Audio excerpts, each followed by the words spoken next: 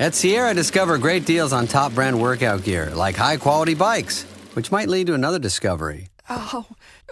Getting back in the saddle isn't always comfortable. Good news is Sierra has massage guns. And chafe wipes, too. Discover top brands at unexpectedly low prices. Sierra, let's get moving. This episode is brought to you by Atlassian. Atlassian makes the team collaboration software that powers enterprise businesses around the world, including over 80% of the Fortune 500. With Atlassian's AI-powered software like Jira, Confluence, and Loom, you'll have more time to do the work that matters. In fact, Atlassian customers experience a 25% reduction in project duration per year. Unleash the potential of your team at Atlassian.com. Atlassian. This is Optimal Living Daily. Which superpower would you choose? By Eric Teplitz of ericteplitz.com. And I'm your narrator, Justin Malik.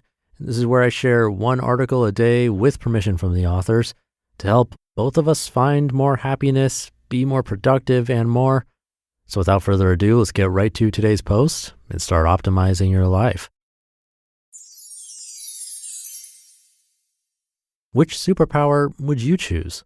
By Eric Teplitz of ericteplitz.com. I love to entertain provocative, if ultimately pointless, questions. Perhaps I should have been a philosophy major. Case in point, if you could choose any one, but only one superpower, what would it be? It's a great question because superpowers speak to some of our deepest, if often subconscious, desires.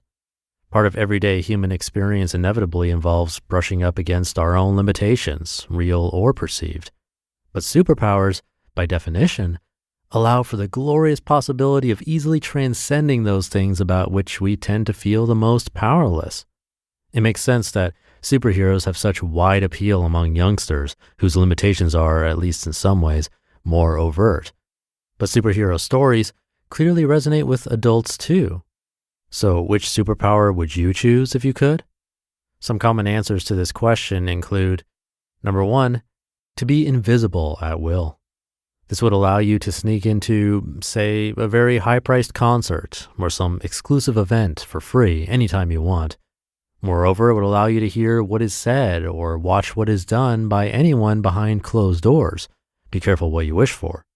This superpower would probably appeal to those who, more than anything, are seekers of the truth. People who want access to information they feel is otherwise not available to them, or perhaps those with trust issues. Number 2, to fly. Not only would you have the freedom to travel at high speeds, of course, wherever and whenever you want, but what could be more exhilarating than flying through the air, high up in the sky, under your own power and direction? You could flee from any dangerous or unappealing situation in an instant. The only downside would be you could still be chased by others if they too had this ability. I honestly can't imagine anyone not wanting this superpower. It looks fun. However, the desire for it could indicate having problems dealing with reality head on, like regularly feeling the urge to escape from, say, an office job. Number 3, to have incredible physical strength. Anyone who feels physically oppressed, bullied, or abused would understandably choose this superpower. The desire for it might also stem from wishing to set others free who are being mistreated. Justice and/or revenge seekers might choose this superpower. But it could also portray a feeling of not being taken seriously, not being treated with respect, or of not being able to exert influence over the world around you. Number 4, to be able to change form, shape, or size. This superpower would enable you incredible flexibility in maneuvering through the physical world. The applications are seemingly endless, as are the ways in which you can impress others. This might be the superpower for you if your dream is to be in Cirque du Soleil, because it would afford you the ability to perform incredible physical feats, limited only by your imagination. As for underlying psychological issues this choice could be indicative of, it might hold strong appeal to someone who is unhappy with their own body as it is, or who feels lacking in the ability to innovate creative solutions to everyday problems. Number 5, to travel through time. This would seem like another universally sought-after superpower. It could certainly satisfy countless curiosities and countless fantasies. However, there are plenty of potential hazards and downsides. Really, just watch any time travel movie and see for yourself. While there are plenty of playful motivations for this superpower, and even noble ones, preventing disasters and tragedies from occurring, for instance, it might also be chosen by someone who has perfectionistic tendencies, control issues, or who is haunted by regret. Number 6, to have superhuman powers of perception and intuition. This one has lots of potential applications as well. Everything from reading minds to selecting great stock picks to sensing when trouble is brewing somewhere and being able to intercede accordingly. Choosing this superpower, though, might also suggest a shadow of people-pleasing tendencies or a fear of not being able to navigate life successfully enough with your perceptive powers as they are. And number 7, to read and retain information at lightning speeds. This superpower would give you clear advantages for sure. Think of what you could do with a near endless memory and capacity for learning. Perhaps choosing this superpower above all others, though, is a signal of overwhelm, feeling unable to keep up with the rapid pace of change and the increasingly intimidating body of knowledge that none of us can ever even come close to grasping or absorbing in a lifetime, or many lifetimes. Or it might be indicative of feeling that you are always missing out on something due to lack of information. There are numerous other possible superpowers, of course, and my goal is not to come up with a comprehensive list here, nor is it my intention to judge or condemn those who would choose any of the previously mentioned superpowers over any other. Clearly, the underlying fears, vulnerabilities, frustrations, and insecurities they shed light on are experienced by probably all of us, even if some may resonate more deeply with me and others more deeply with you.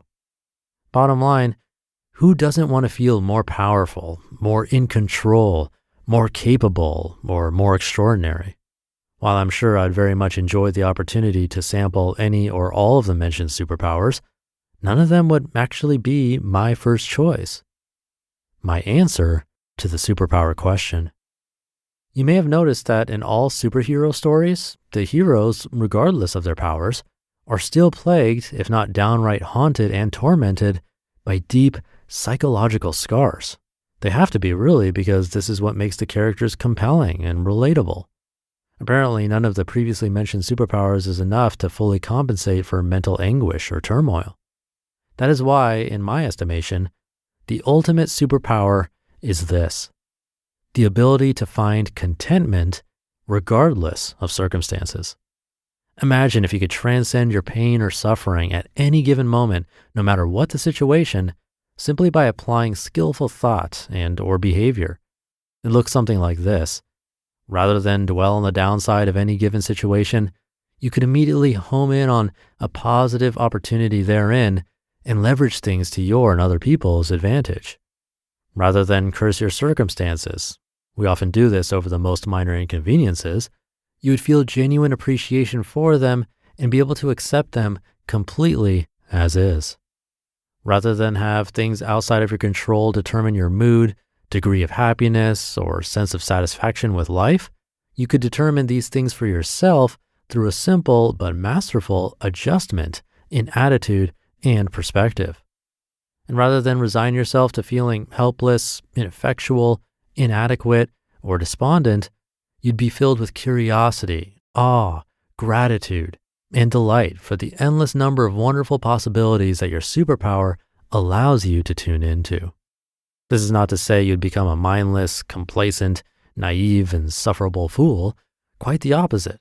You would actually live in a constant state of creativity, vitality, thankfulness, mindfulness, humility, joy, and peace. No matter what happens, you could and would find contentment.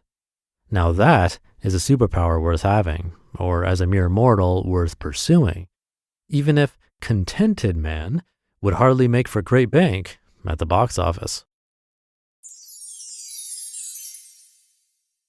You just listened to the post titled, "Which Superpower Would You Choose?" by Eric Teplitz of ericteplitz.com, and I'll be right back with my commentary. This episode is brought to you by Amazon. Sometimes the most painful part of getting sick is the getting better part. Waiting on hold for an appointment, sitting in crowded waiting rooms, standing in line at the pharmacy, that's painful. Amazon One Medical and Amazon Pharmacy remove those painful parts of getting better with things like 24/7 virtual visits and prescriptions delivered to your door. Thanks to Amazon Pharmacy and Amazon One Medical, healthcare just got less painful. This episode is brought to you by Indeed. When your computer breaks, you don't wait for it to magically start working again. You fix the problem. So why wait to hire the people your company desperately needs? Use Indeed's sponsored jobs to hire top talent fast. And even better, you only pay for results. There's no need to wait. Speed up your hiring with a $75 sponsored job credit at Indeed.com/podcast. Terms and conditions apply. Thank you, Eric.